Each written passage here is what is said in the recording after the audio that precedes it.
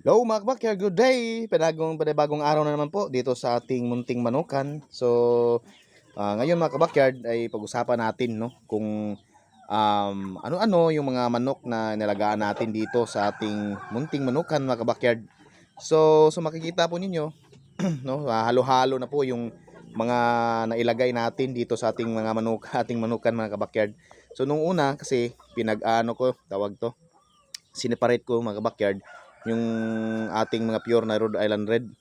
So kasi hindi ko na masyadong na tawag nito na ano nang maayos. So kaya sa katagalan ay yan ako na maghinalo ko na silang lahat. Pero sinituit ko mga kabakyard na yung mga lalaki na mga breeders ko nung mga kabakyard ay kailangan yung Rhode Island Red talaga na pure para mapanatili po yung kung may mga Rhode Island Red talaga dyan is Rhode Island Red talaga yung makapagkasta mga backyard. So makita ninyo may mga Rhode Island White dito. Yan sila, oh, mga Rhode Island White. Tapos may Black Australorp tulad niyan. May Black Australorp ako dito. Tsaka DPR Barred Plymouth Rock mga backyard. Ayan, oh. So tatlo yung, tsaka may ano ako pala dito. May tawag nito Rhode Island Red na dark mahogany, tsaka halo-halo na mga backyard na yung iba crossbreed na ng Rhode Island Red tsaka yung white. Ayan yung iba mga backyard. Tapos ngayon may ano ako dito yung mga napisa ko yung nabili ko na ano mga backyard decal brown. Meron ako dito konti, so maliliit pa dito sa doon sa kulungan nilagay ko. So yan mga backyard, yan. Yan yung mga decal na nabili ko, ang mga itlog mga kabayan, yan yung lalaking decal, saka yun yung babae, yung mga babae na decal mga kabayan. So yan yung mga ano ko dito. So nag-start ako ng unti-unti ng decal mga backyard, pero plano ko bumili para kasi mas maganda yung decal mga backyard kung itlog yung pag-uusapan. Tapos meron din ako ditong native, ganyan, yan mga backyard, native yan para ma-upgrade po mga backyard. So meron ako mga native din dito. So yun yung mga manok na alaga ko dito mga backyard, mga breed ko. Rhode Island Red, yan, Decal White, BPR, meron ding Black Australorp, meron ding native na ilagay. Tapos mayroon din yung bago, yung Decal mga backyard. Pero yun yung anuhin ko sa susunod ng mga araw, yung pupukusan ko yung Decal mga backyard para kuan. Tapos bibili ako ng yung medyo maganda yung galing talaga dun sa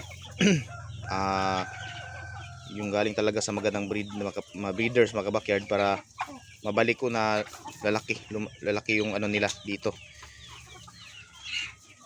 yung mga manok natin mga backyard. Ayan, so yun yung mga backyard, unti-unti lang kasi yung una talaga inano ko, tawag nito, pinaghiwalay ko yan mga backyard. So yan,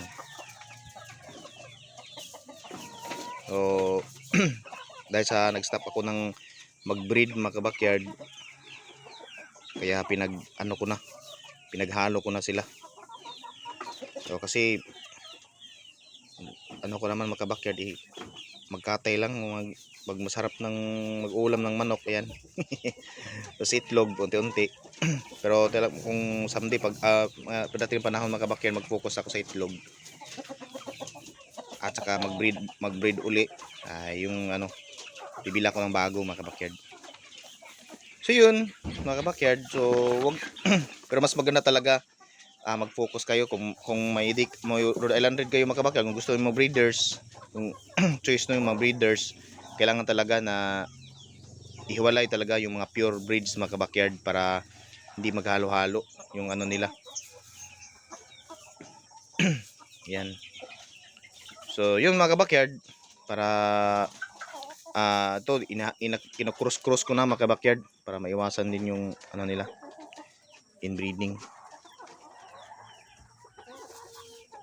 So kung bakit ko pinaghiwalay mga backyard, sa sunod na video papaliwanag ko sa inyo kung ano yung dapat gawin para iwasan yung inbreeding.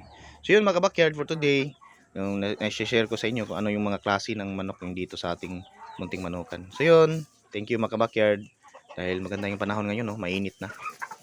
Thank you mga backyard. Sana po ay manood po kayo palagi sa ating mga video. Maraming salamat po sa inyong lahat. Yan, pinapakain ko yan sila sa ano, ng tirang palay mga backyard. Sa, gusto nila yung tira-tirang palay. Thank you mga backyard.